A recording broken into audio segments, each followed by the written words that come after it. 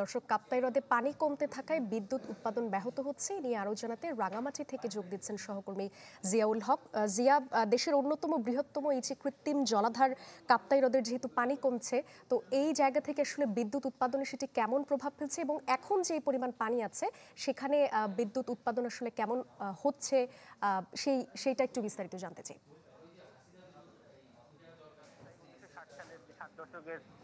রাঙ্গামাটির যে কাপ্তাই এলাকা রয়েছে সেখানে একটি বাঁধ দেওয়া হয়েছিল। এই বাঁধের ফলে একটি কৃত্রিম হ্রদ তৈরি হয়েছিল,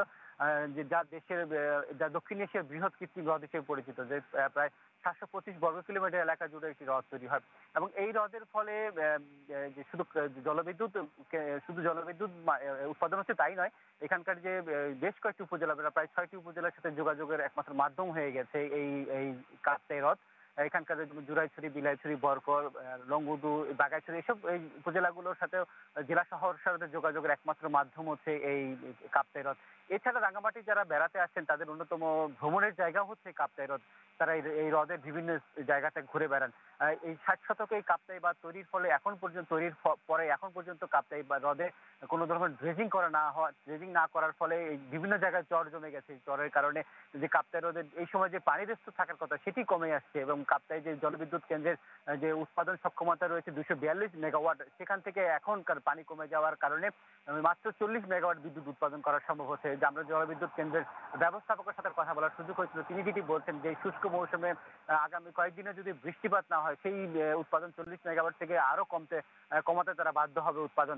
এবং এই আরেকটি বিষয় যিনি আমাদের জানিয়েছেন, যেটি হচ্ছে যে এই পানি কমে যাওয়ার ফলেও যোগাযোগ যদি বন্ধ হয়ে যায় এবং তাদের এই পানি ছাড়াটা বা বিদ্যুৎ উৎপাদন চালিয়ে যেতে হবে, তারা একটি মাত্র কারণ হচ্ছে যে নিম্ন অঞ্চল রয়েছে, যে চট্টগ্রামের যে এলাকাগুলো রয়েছে, কর্ণফুলীতে যে ওয়াসার পানি দিয়ে চট্টগ্রাম শহরে যে খাবার পানি বিতরণ করা হয়, সেটি আসলে যখন এই যে হালদার পানি যখন এই কর্ণফুলী থেকে ঢুকে যাবে, তার ফলে কিন্তু সেখানকার পানি লবণাক্ত হয়ে যাবে এবং হালদার পানি লবণাক্ত হয়ে গেলেই সেখানে যে মৎস্য উৎপাদন সেটি ব্যাহত হয়। একই সাথে যে চট্টগ্রামের মানুষ যে খাবার পানি বিতরণ করা হবে, যে ব্যবহার্য পানি ওয়াসা বিতরণ করে, সেটি আসলে লবণাক্ত হওয়ার শঙ্কা থাকে, যার ফলে আসলে কাপ্তাই হ্রদের পানি আসলে শুধুমাত্র যেখানকার যে বিদ্যুৎ উৎপাদনের সাথে সম্পৃক্ত সেটি নয়, এখানকার যোগাযোগ ব্যবস্থা, পর্যটন এবং যে চট্টগ্রাম শহরের যে পানি সরবরাহ সেই সাথে সম্পৃক্ততা রয়েছে।